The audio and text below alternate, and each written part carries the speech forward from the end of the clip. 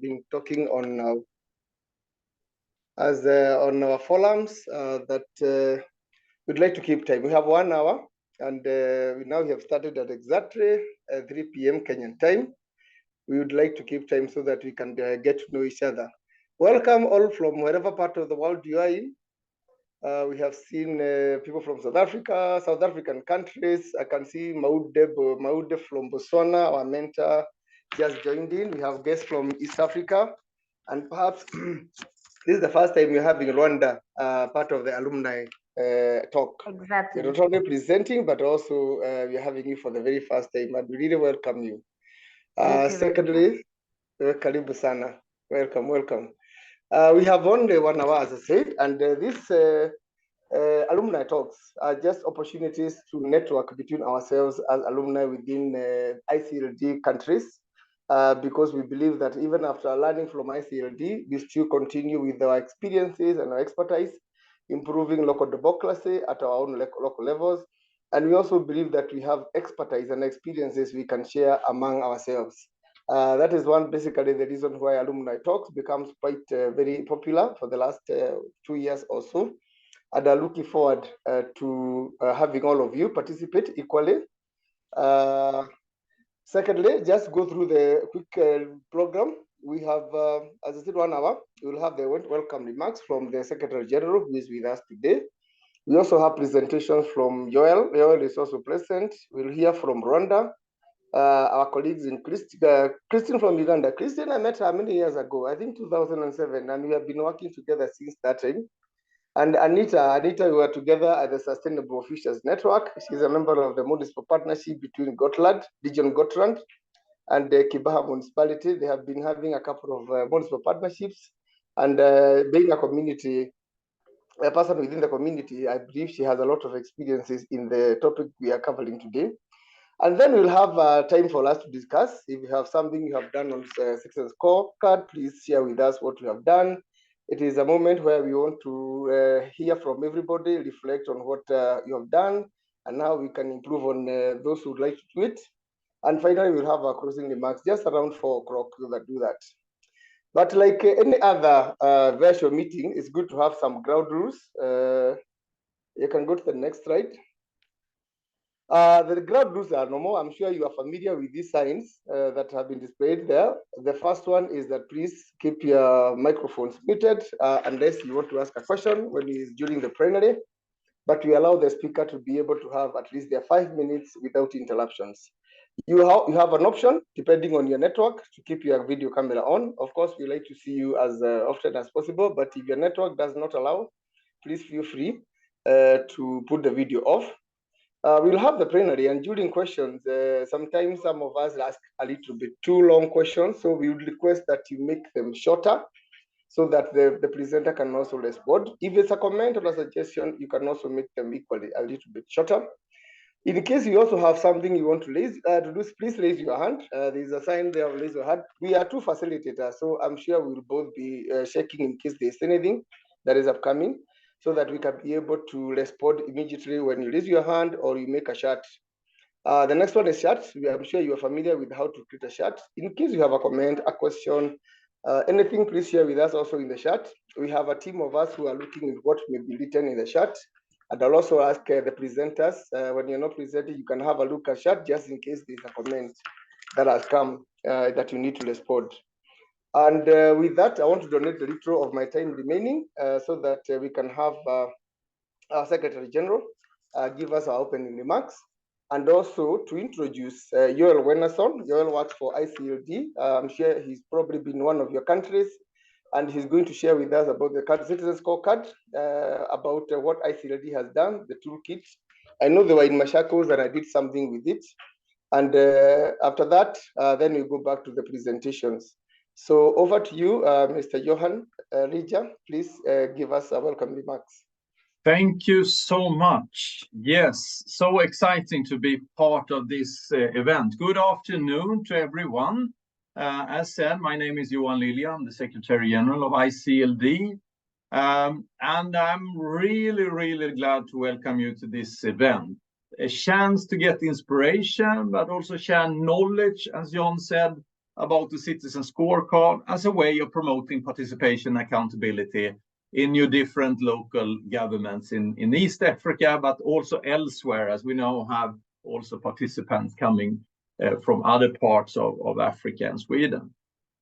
The importance of change agents and ambassadors as our ICLD alumni cannot be emphasized enough. I'm truly proud and grateful for all the efforts done by all of you long after your engagement with one of the ICLD programs. In this world today, I think we need persons like you that has the courage, capacity, knowledge to continue to advocate for equity, participation, transparency, and accountability. And that becomes institutionalized in the local governments. The result is not only good and valid for today, that also gives your fellow citizens a better start in the future. We live in a time with rapid changes. Democracy is in decline, climate change and war. But regardless of circumstances that we are facing, I think it requires a strong local leadership to make a difference for citizens in these times. And that's why I think it's so important to have change agents and ambassadors for human rights like yourself committed to really make a difference. And use, as Mandela would have put it, education is the most powerful weapon which you can use to change the world. We all know the foundation of democracy is based on freedom of expression, freedom of press, citizens' right to vote, equality before the law, and the principle of non-discrimination. A human rights approach in local governments is extremely important from the perspective of we are all equal. And a way to make sure that democracy doesn't become a system of majorities' oppressions towards minority, we need to make sure that the core of human rights is about the non-discrimination, about governance that includes all citizens in the society, regardless of who they are or what they believe in. That is why we are proud to see the different instruments developed to get all citizens' view and perspective into the decision-making process. I'm so happy that I will not be the one making all the presentations today, that we have several extremely interesting. I've taken notes from their different presentations. They are examples how to improve citizens' possibility to contribute to change in their local community. One of the strong pillars of democracy is to make citizens involved in the plan of the municipality's future. So that is extremely exciting to look forward to listen to all your presentations. But we will start with a presentation from Johan Wernersson, Quality Assurance Manager at ICLD, giving a presentation of methods that we use to measure change on a societal level. But we have also noticed that those results give us also strong input for learning and knowledge about citizens' needs and their challenges. And that, in their turn, creates a good platform and input for a coming project design. So I am very, very happy to give the word and the floor to Joel, who will give his presentation before we listen to our East African examples of using citizen scorecards. So over to you, Joel. The floor is yours. Thank you. Well, thank you so much, Johan. My name is Joel Wernersson. I work as a Quality Assurance Manager at the ICLD Knowledge Center. And let me just first say that it really warms my heart to see all the familiar faces here in the room today.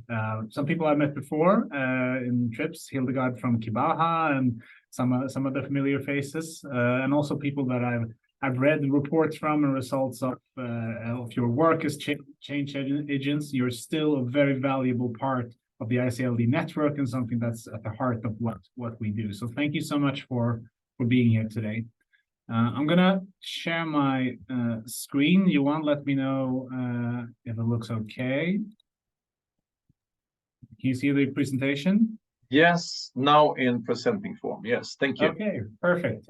So today we're going to talk about participatory methods for how to engage citizens and gather data that can be used to improve services and governance. And I'm going to show you a brand new method where ICLD has combined some aspects of two different methods to create a new approach for how to evaluate societal impact of our projects. Both these methods that we're going to talk about today are structured ways to gather and use experiences of citizens to improve services. And it's quite natural to start with citizens when you are improving services, since the services that we produce and the democracy in our governance is in service of our local communities, of the citizens. So we need citizens' perspective and participation to be able to identify problems and find opportunities to make our services and our democracy stronger and better. So both these methods today are different approaches to gather perspectives to improve services. So the first method is called Citizen Scorecards, or CSC, and the second method is called Citizen Report Cards, CRC. And now these sounds very, very similar, and they are quite similar actually in the purpose for how you use them. They have the same purpose, but they have different approaches. Let's just start by reviewing these methods. Both methods gather citizens' experiences and inputs, but through different methodological approaches. The first, citizen scorecards, you usually use qualitative methods where you arrange a focus group, or you have participatory meetings with users of a service that you want to improve, like stakeholders or citizens that actually use the service. And during these meetings, the citizens and stakeholders use predetermined criteria to measure and score their experiences of the services of a specific area of the service, for instance. So it's usually something localized, like a very particular service. And the method has less emphasis on gathering data and more about the participatory process to get results and have input for service improvement. And we have several presenters here today that will present their experiences of using this method. So I'll leave it up to them to explain more about how that works in practice.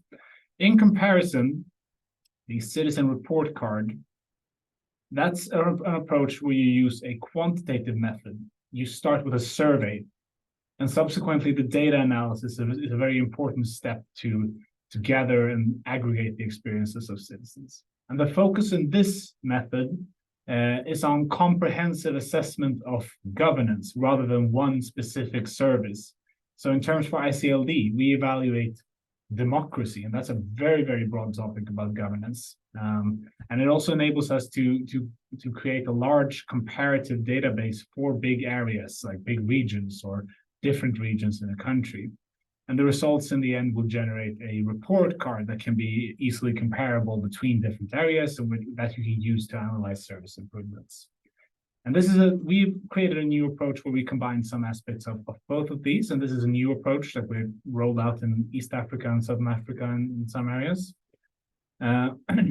And we start with a survey, and then we follow up with the focus groups and the participatory meetings.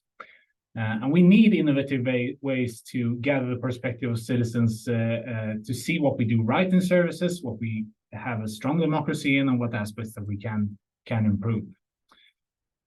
From the ICLD's perspective, when we started to use this method, it was based on two goals for how we wanted to contribute to improve societies with the efforts that ICLD makes across the world. We want to see that citizens experience increased opportunities for equity, participation, transparency, and accountability from their local governments. And we also want to be able to see and measure changes that marginalized groups and young people have increased influence on the decisions that affect their lives. Women are especially important in that group. We want to see changes in women participation.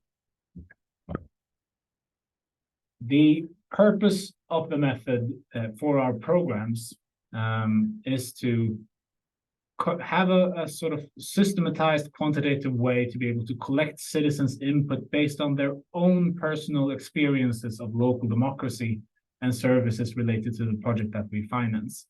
So it's a way for us to offer local governments to learn from citizens, and then we coach them also in how to plan actions to implement in their project to be able to improve.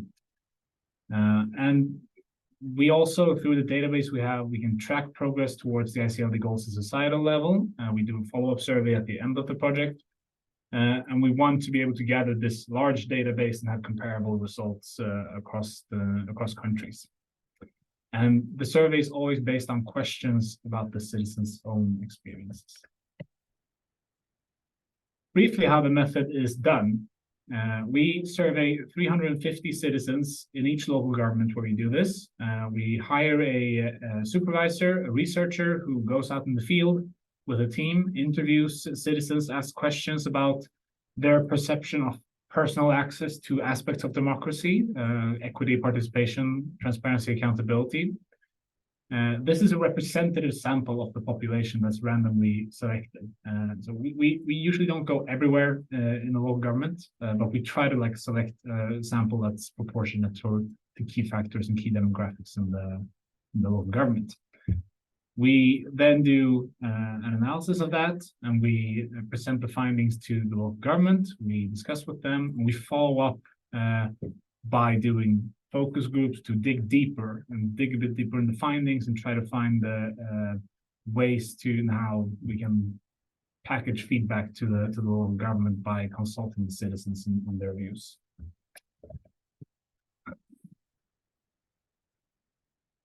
Our survey is designed combining experiences of service delivery aspects, things like how the citizens see quality of a service, how they see corruption, how they are able to participate. And we combine that with concrete questions, very hands-on questions about our core values of local democracy.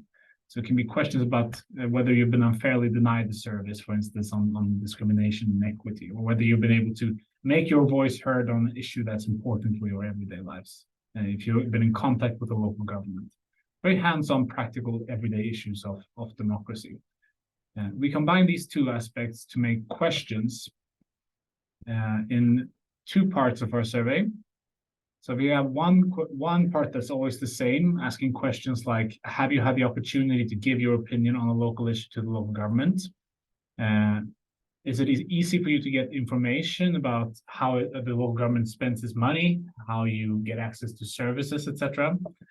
And if men and women have the same opportunities to participate in local politics. And we also design questions that's specific for the theme of the project at hand. So for instance, if there's the project is about improving access to a CDF bursary scheme, for instance, we ask about satisfaction with that scheme. We can rate citizen satisfaction with a particular service and see what demographics are women less satisfied, are young people less satisfied, and try to make conclusions based on that, but we can give recommendations to the local government. In the end, we are currently developing a report card. So the sort of conclusion you want to be at with the citizen report card method is to get one of these overviews about local democracy. We want to develop a local democracy report card where we take all the surveys we have and we make key indexes about our core values, access to equity, participation, transparency, accountability, and then have some indicators based on the data from the survey to show the local government where they can improve their performance and how they compare to neighboring local governments as well. Right now, what we do usually when we've done one of these surveys based on citizen experiences is that we make a presentation for the local government where we present key findings. This was one from Rwanda district in Zambia. where we could see that only, for instance, 13.5% of citizens had their opportunity to make their voices heard on a local issue to the local government. And we could see a participation gap when we looked at the demographics, that women had less opportunity to participate than men, for instance. Young people had a lot less opportunity to participate than adults. So then the next question is, okay, what barriers are there for women to participate compared to men? And then try to address actions based on that. Here's a question on accountability, whether you know how to submit a complaint. Very few people did. Transparency. Young people said that they couldn't find information about how to access information about services, so how to where to participate from local government. So that's also something that we try to discuss with local government, how to find new channels and what suggestions can we see from the survey on channels to reach out to youth better. And we also ask the youth when we're out in the field, gather data, gather responses. How can we reach youth better? How can we involve youth better? And we get a bunch of different suggestions like this that we can then package and use for the local government. This is the last slide. So in the end, we want to provide the local governments in ICLD programs with some recommendations or questions to discuss further. Okay, why are young women less included? What's the challenges in Refunza? What information channels has the local government not tried in Refunza? And how can we reach out to distant rural areas, for instance? Based on these results, we can then meet with the target groups that are most interested for the local government to improve their services, and actually consult them in a focus group settings. Ask all these follow-up questions, get key examples, see new suggestions for how you can use how you can improve the democratic services. So I'm going to stop there. This is a brand new method that we're trying. We're rolling out in our programs, but it gives a voice to citizens, and it enables us to collect data both on the macro level with a big database from a survey, and to go down in the focus group meetings and discussions with individual citizens to be able to deep dive in different issues. The next presenter, I think I'm going to talk more about Citizens Scorecards, which is more the qualitative meetings in the method, and I'm looking forward to listen to that. Thank you so much.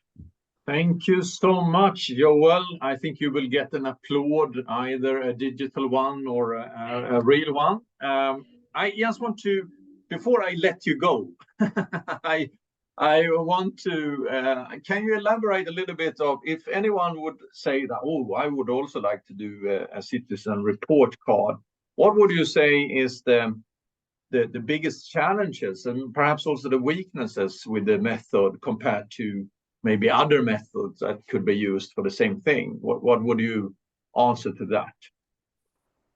I think if you're a local government and you want to do it, I think that being perceived as being neutral or independent is a challenge. Like if you go out as a local government official and you ask people a question in a survey, maybe they're going to be suspicious, maybe they're not going to be able to be honest. So what we do is usually we hire independent researchers to do this. They recruit students and they go out and they're able to interview. The limitations of the model is, as always, there's limitation with gathering quantitative data like this. You usually only scratch the surface. You want to deep dive more. You want to be able to talk to citizens, get more input. Why do they perceive that there's a lack of participation in this area of Refunza, for instance, and what are the challenges compared to other areas? So I think you need to combine quantitative and qualitative aspects to be able to get to the core of what the challenges are and then make recommendations for the local government based on that. Thank you. Once again, great answer and great input. I think that was also something that the local governments can see the need of. But I am also equally excited to listen to the presentation. But I will hand over to John to be able to present the first presenter after Joel. Thank you. Okay. Thank you so much, Joel. Thank you so much for your presentation. That was very good. I hope you're going to share with us so that the participants can be able to follow it much deeply. Perhaps, I guess, after the presentation, we'll work out a modality how we can get the presentation to our participants. Up to our next presenter from Rwanda. As I mentioned, this is the first time Rwanda is participating in Alumni Talks. And I'm sure they also have been having their own version of community scorecard. And to give us a case study from Rwanda, we have Laurette Mushimiyimana. I hope I pronounced your name correctly. Works for Gisagara district. Okay. Okay, you go. Yes, she's been she participated in an ICLD alumni program called Capacitating Women in Leadership. And I remember one of ICLD and Chief Alenda was in Kigali actually sometime, I think last year, celebrating the milestones of this particular group. Please feel welcome and share with us. Your presentation is on. You have 5 minutes. Welcome, Karibu Sana. Thank you very much, John. Hello, everyone, once again. My name is Laurette Mushimiyimana, as you have seen my name. Proudly to say ICLD alumni, and proudly to say again, the first time participants in this talk. I want to really thank John for having considered Rwanda to join this talk this time. And without taking much of your time, I would like the first slide to be put on. Thank you very much. As the topic said, Rwanda is also using the Citizens Scorecard to help promote participation and accountability in local government. Next slide, please. I very much wanted to start with the quote of His Excellency Paul Kagame, the President of the Republic of Rwanda. Under his leadership, Rwandans have taken 3 choices: staying together, being accountable, and thinking big. I mentioned these 3 choices because one of them, being accountable, is under our topic, which I will mention, of course, in the next slides. Next, please. And in Rwanda, we also use the Citizen Scorecard, although we do it quantitatively, and we call it Citizen Report Card. And it is a community tool that enables citizens to express their opinions on the services they are being given by local government leaders in all pillars, maybe agriculture, security. Each year, they sample some of the pillars to assess on. And this method started to be used in 2010 and is each year conducted by Rwanda Governance Board. Rwanda Governance Board is one of the government entity that is in charge of good governance in the country. So Rwanda Governance Board surveyors go down to the sampled villages of the 30 districts of Rwanda and ask questions to the people themselves on the services they receive. Rwanda has 30 districts, and this survey is done in all the districts in the sampled villages. So, as I said before, the report is published every year by Rwanda Governance Board and is shared with the citizen by the people representative, of course, mostly being the councillors in all levels up to the grassroots level, which is the village level. And as we speak today, there is a meeting that I could have participated on that is already going to receive the result of the citizen report card that has been done this year. But I just got the message that the cumulative is how people are satisfied this year is 76%. Next, please. So in Rwanda, there have been different platforms that have been put into place for the citizen to participate in the country's development. One of them being Community Works. It's very much famous. All those who visit Rwanda, every last Saturday of the month, all the businesses are closed and every community, including the president himself or the first families, go to the Community Works. the citizens of Rwanda also participate in the election of the president, parliament members, local government leaders, local mediation committees. We do have local mediation committees in Rwanda that have been put in place after the aftermath of the genocide, when no courts could manage to do the to help mediate the Rwandans. So we do also have local mediation committees, and the citizens participate in electing them. We do also have each year national dialogue, and we do have community meetings everywhere in the country that take place every Tuesday in the afternoon. Next, please. Here we have citizen participation photos. The example of what I mentioned earlier is community works. You can see here we have a photo of our president together with the president of Uganda. They were also participating in community works. And the next photo is community meetings. Next, please. And we do have something called participatory socioeconomic. This is where the people help each other to work on the field or on any other activity. They work together to lift socioeconomic sector, helping the poor people to come up. We also, the next photo is the election, is the meeting of the local mediation committee. Next. When it comes to accountability, we do have national dialogue.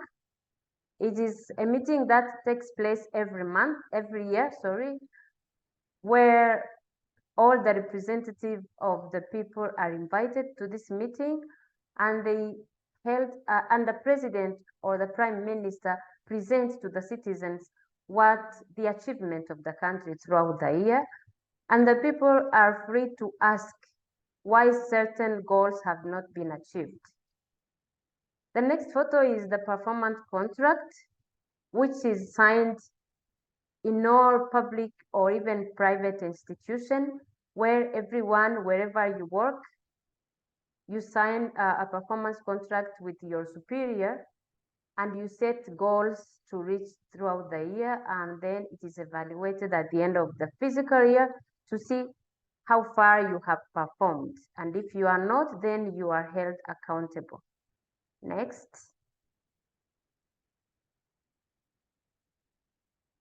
So this was a brief summary of how Rwanda uses a citizen report card or citizen scorecards. And with that, I would like to thank you and wish you a Merry Christmas and Happy New Year, since we will not be able to see each other again on this platform. Thank you very much. Thank you so much, Laurette. I will actually take one question to you.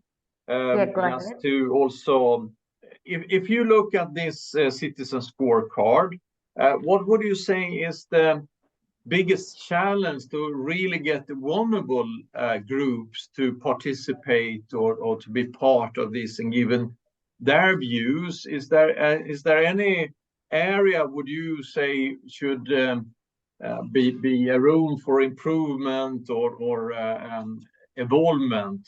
Since you have been using the tool since 2010, I believe there is a work in progress to maybe refine the citizen scorecards. What is your opinion about that?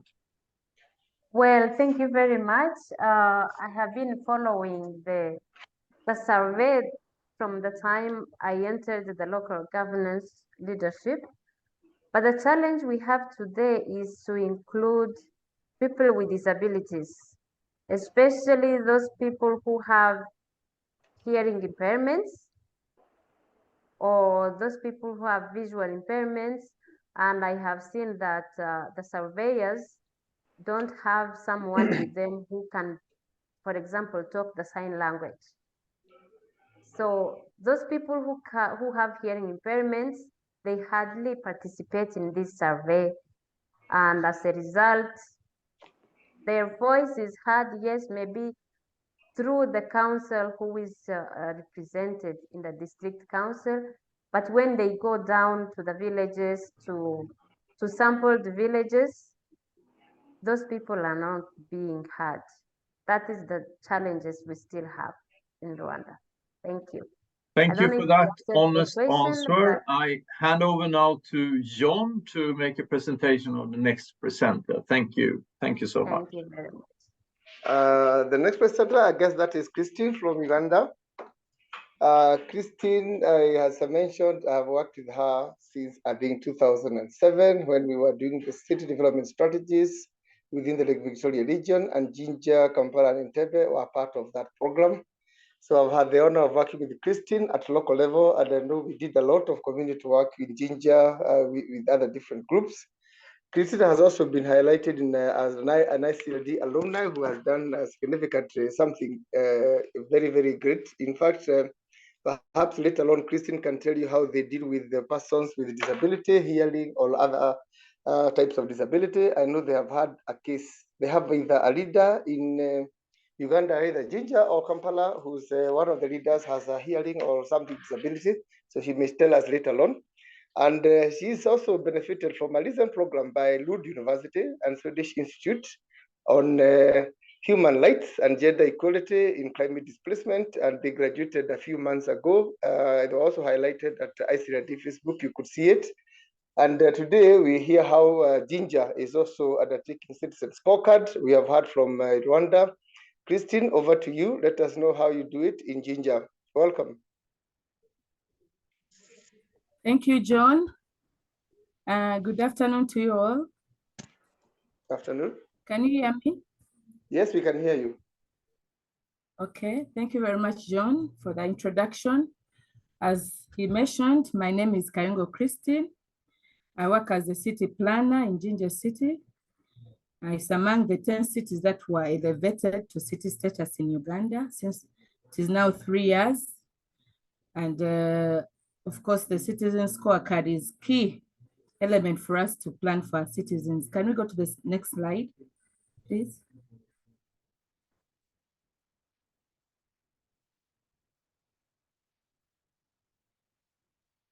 Yeah, so I briefly gave a definition of what Citizens Scorecard is, and it refers to the process used to monitor services, empower citizens, and improve on the accountability of service providers.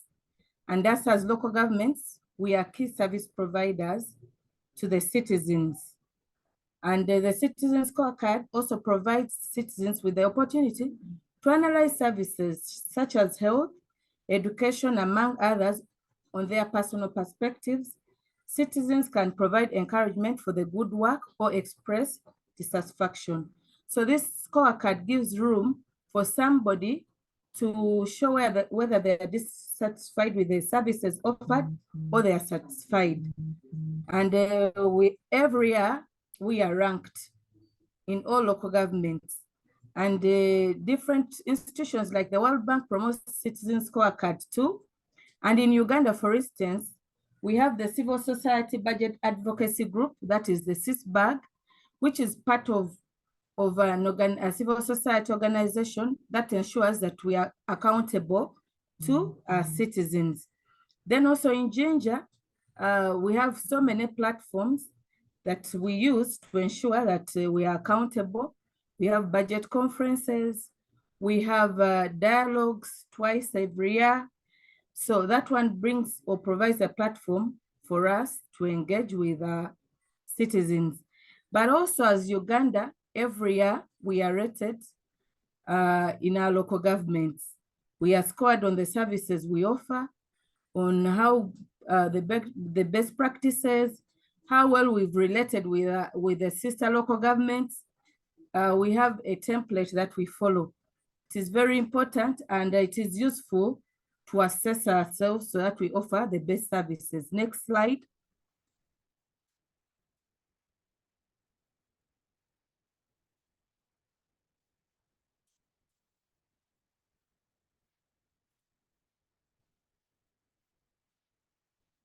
Next slide, please. Can I you think see it's it a there? bit of a delay, so that's the reason. Okay.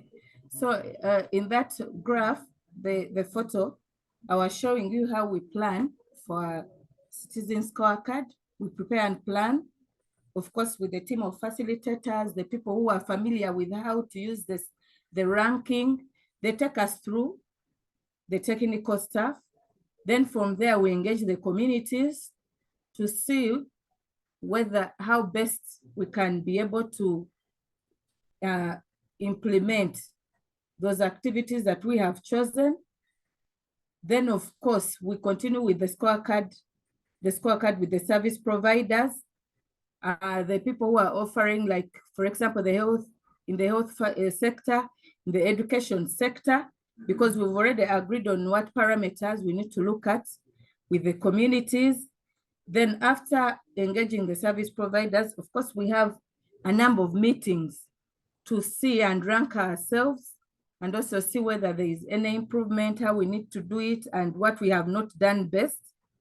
And then number 5 is monitoring, where we now rank and see where we need to improve and what we need to do. That is basically how we do our own Citizen Scorecard. But the advantages of having one is to help you identify the services that are experienced by the users and service providers. Definitely, it's a two-way traffic, the person you're offering the service and the person offering the service. So number 2, to establish a feedback mechanism between the users and the providers, giving you feedback whether they are satisfied with the service you've offered or not. For example, in health, as John was mentioning, I participated in ICLD program, Gender Mainstreaming Local Democracy 2018, and we were looking at empowering women with disability in participating in the decisions of the city. And one of the things that we identified, we didn't have adjustable beds in our health centers. So one of the things that we achieved through this is going to the field, engaging the different stakeholders, and then we realized that we needed to have those adjustable beds, and that's how we were able to improve our services under health. Then it helps tracking of services and programs, whether they are progressing well, and comparing the performance of services across facilities. We have different facilities in line with health, education, waste management.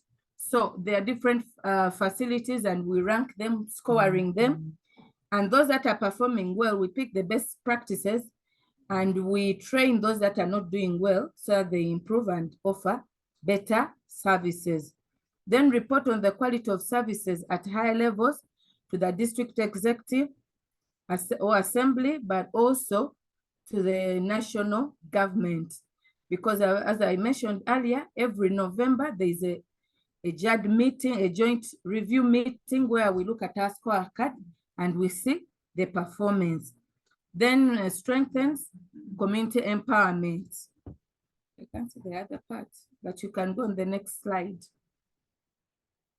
Because it promotes empowerment of the community, because here they're bringing their views and they are able to also accept the services that we offer. If they are not satisfied, then we improve.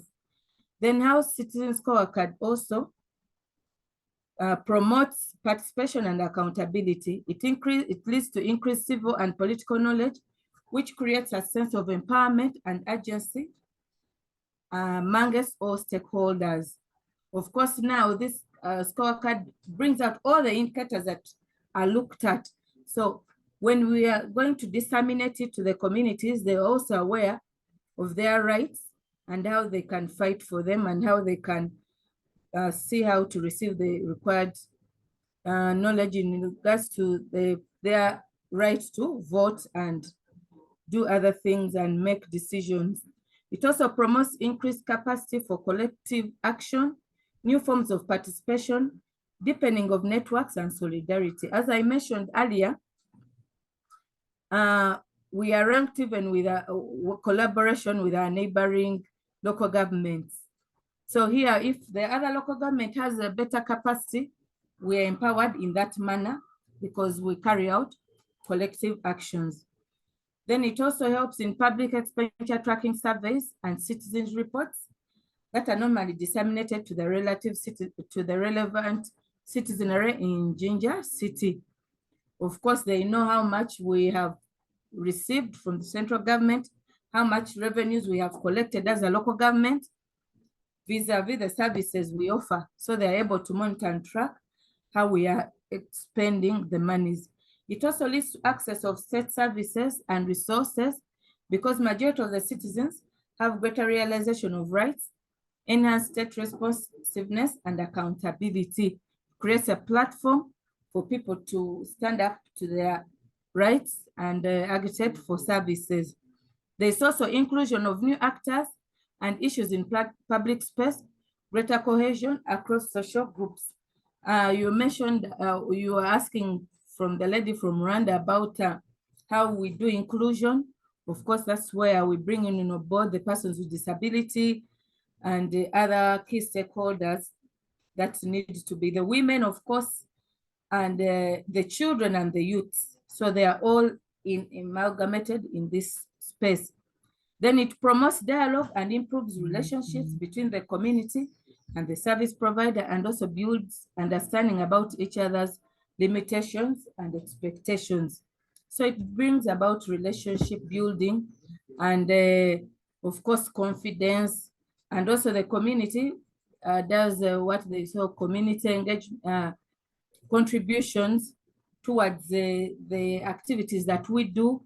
There are those organizations and civil societies that come on board because of the relationship and rapport we have with them. In a nutshell, citizen participation in making public decisions that affect their individual and collective interests is a basic component of every citizenry in Jinja City, Uganda, and East Africa as a whole. Additionally, the greater capacity building and learning, including raising awareness and understanding of how both public institutions and private institutions operate, creates an enabling certification by not better access of services they require, and also appreciate the boundaries and limitations of different public bodies, building confidence and optimism, which is stated positive about Citizens Scorecard in promoting participation and accountability in East Africa as a whole. Because I have seen, we had alumni from other countries and would see how they were doing the community participation and engagement. So it shows that it is across the board in East Africa.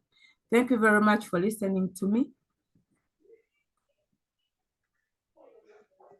Okay, thank you so much, Christine. It's been a great honor, at least working with you. I know how Jinja does a couple of things. I've been able to participate there for some time now. Perhaps we go to the last speaker, and then we can open the floor for all the other conversation. And also in the chat, for those who can see the chat, Johan has shared some link, so you can also go to the chat and get a link. ICLD is doing about the report card that you can find it there. Our next speaker is from Kibaha, Tanzania. Anita Lyoka. Anita Lyoka is a community development officer.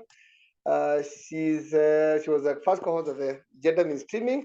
She's also a member of Sustainable Futures Network. I work with her closely in the Municipal Partnership Program, Sustainable Futures Network, which is a network of municipal partnerships that have children and youth as a focus. And we recently were together in Nairobi for a workshop so that we could establish how to include youth and children in the urban agenda and also in service delivery. Anita, over to you and welcome.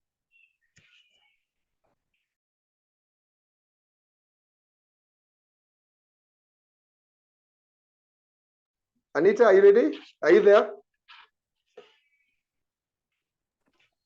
Hello, hello. You get Hello. me? Hello. Yes, we're here now. We're here now. That's very good. Welcome, Anita. Yeah. Thank you. Yes, I am Anita Lyoka from Kibaha Council. I am the development officer here in Kibaha Town Council. Also, as Mr. Gitonga has introduced me, I participated in the first cohort ITP, gender mainstreaming program. And also I am the coordinator of international partnership programs of ICLD municipal partnership programs. So directly to our presentation here in Kibaha Town Council, we can say that Kibaha is among of Tanzanian Town Council 185 local government authorities in Tanzania. It was established in September 2004. Kibaha is located 4 kilometers away from Dar es Salaam city, and it falls under the jurisdiction of Coast region. Kibaha Town Council has also an estimated population of 260 population. This is according to the 2022 census. And administratively, Kibaha Town Council is having 14 wards with 73 villages, or we can say mitaa. Mitaa is the smallest unit, our local authority unit in Tanzania. Next, please. Next, please. Yeah, shortly, I can say the Citizens Scorecard is the best way of local government to assess itself if it's providing services very good. It enables community members and service providers to work together to identify and overcome obstacles. The approach is very simple and it can be adapted in varied contexts. Also, it shows the direction of the local government as it helps the local government to assess itself if it's going to in the better way. Kibaha Town Council being among of them. Next, please.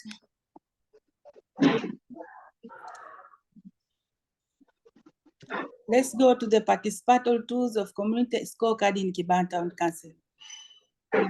Kibaha Town Council has different ways of participators to scorecard in the community. For example, one way is full council meeting that are conducted in the council level every quarterly. In this full council meeting, all citizens are required to come and they are invited by the director to come and listen what is happening in the council and what is going on and different programs that are implemented in the council. So by using this, the community can get information what is happening in the council. Also at the ward level, there is quarterly ward meeting. What is after the full council, after the council level, we go to ward level, then to village, to the entire level. So at the ward level, we have the ward quarterly meeting. At this quarterly meeting, ward meeting, the community members are also invited to see what is happening at their ward. From the ward level, we have the mitaa meeting or quarterly community meeting, which is happening at mitaa or village level. Also, they are conducted quarterly.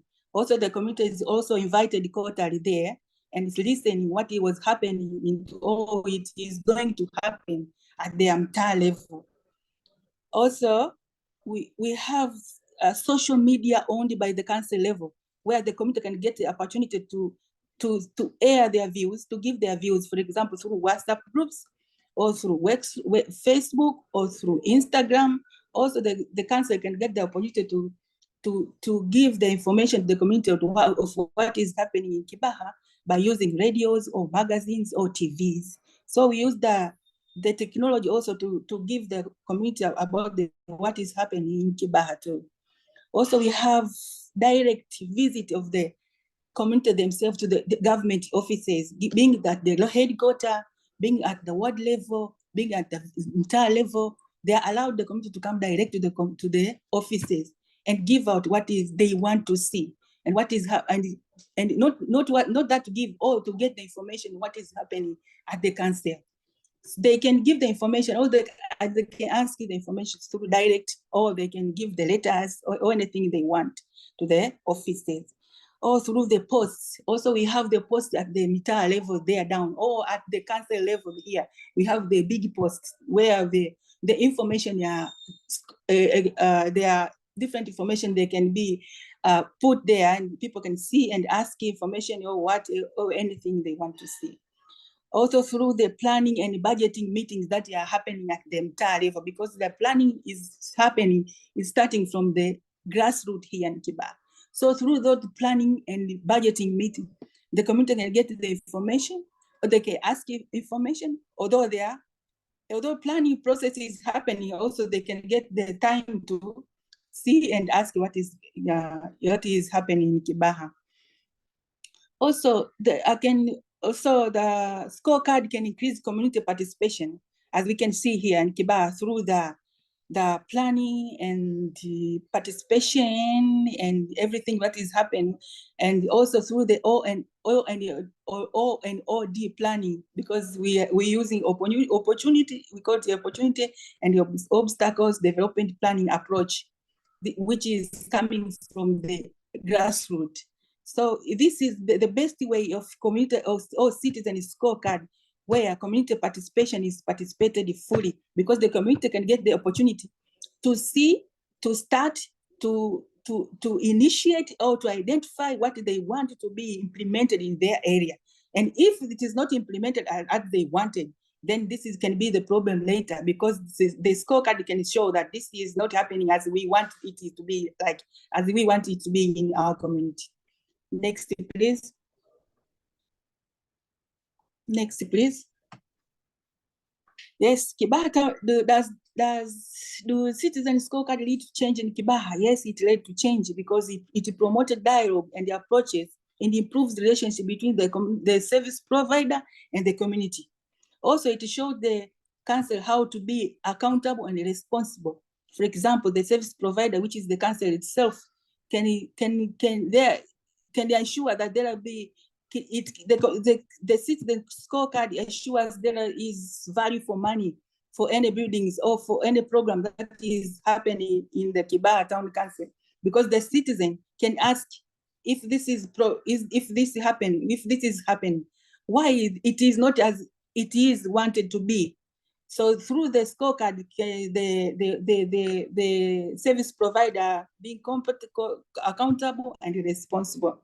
Also, it generates performance and criteria for benchmarking. If it is not going to the right way, then the next time, the council will make sure that the last program was not good it was not going to the right way, then they'll find a better way. For example, if the contract is out of the time, if the contract of any program is going not as it was signed, then the committee will ask it. Then from that way, the council will change will find the criteria for the benchmarking. Next, please. What are the challenges of community scorecards? Some community scorecards sometimes it is a process that requires time, and the community cannot understand if it is like this, then it is the problem. Also, if there is limited awareness of the level of the community, if the community does not know better about the program or what is happening, they cannot score it because they don't have enough information about that program. Also, the sound facilitation of the process is crucial. The process can to conflict, raise expectation with the sense of users, like creating a demand that cannot be fulfilled by the service provider. There is a risk that community scorecard process could result in the disillusionation of the part of the community members and service provider in the case of proposed solution are not implemented.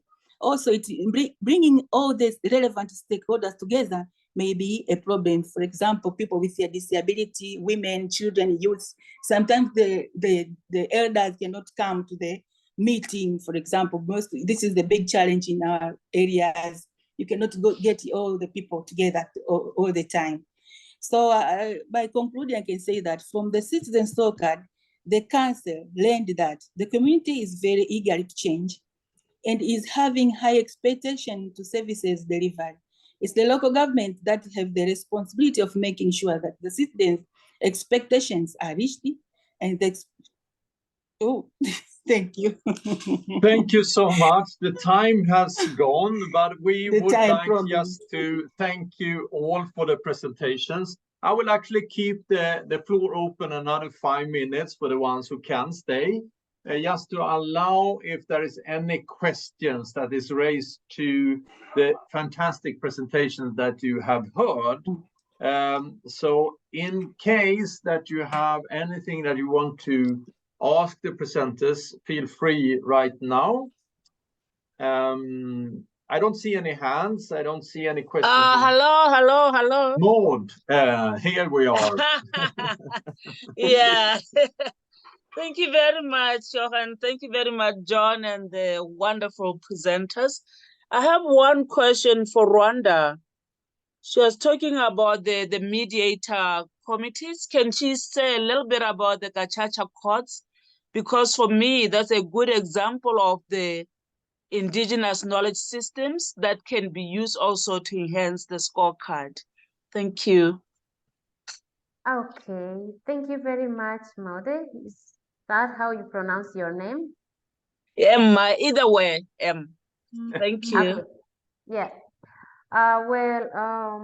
Mediation committee started, you all have heard about the genocide that's against the Tutsi that took place in 1994 in Rwanda. It is a tragic event that everybody knows. And after that, all those who participated in mass killings had to be held accountable by the courts, but it was not possible by then because there were so many. There were millions who participated in killings, and for the victims to get justice, it was not that easy if it was going to follow the normal court procedures. So it is actually homegrown solution from Rwanda that came up with a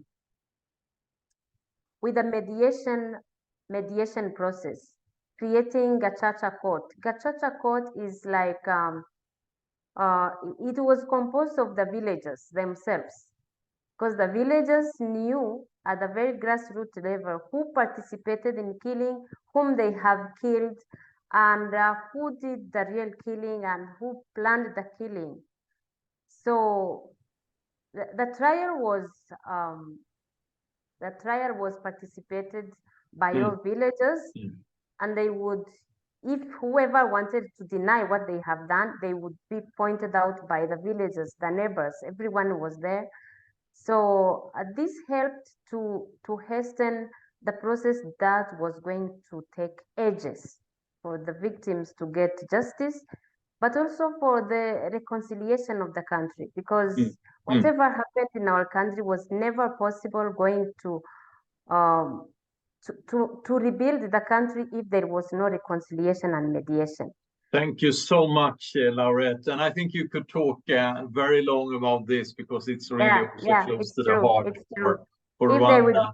I will just allow another question. I think I need to end with that, but I give it to Maria Sachs to give a last question. I'm sorry, Agrippa. I think we will have other opportunities in the future also to share something. Yeah, so be my guest, Maria. Thank you so much. And thank you all for excellent presentation and insights. I'm wondering if there is any software, flexible software where you can easily adopt and use the scorecard. So that's an open question. If anyone knows of any software that you can use for this purpose. Thank you.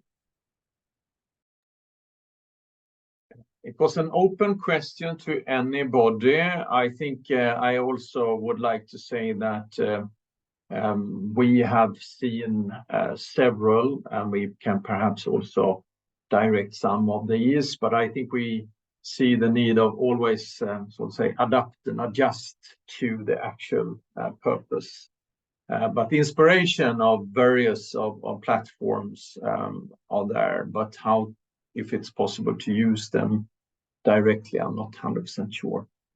Thank you once again. I want to thank all the presenters, excellent presentations, and I'm just feel so encouraged by your presentations, because it also shows that you are really engaged to looking into what the needs and you can say the challenges that your local citizens have, and how to take all these inputs to actually reform your different municipalities and make a change that actually makes a difference for the ones who's the most vulnerable, but you can say every citizen's living in the local context. So that is really, really good. I also want to extend my thank you to John Gitonga for his excellent work gathering all of you together, and also to Joel, which was also the presenter from ICLD. But, you know, any event without participants, it wouldn't be an event. So I also want to extend my very big thank you for everyone who is part of this meeting. And I'm sorry we extended it with another 5 minutes. But I wish you all the best and take care, and a very Merry Christmas when that is also coming. Thank you so much. Thank you.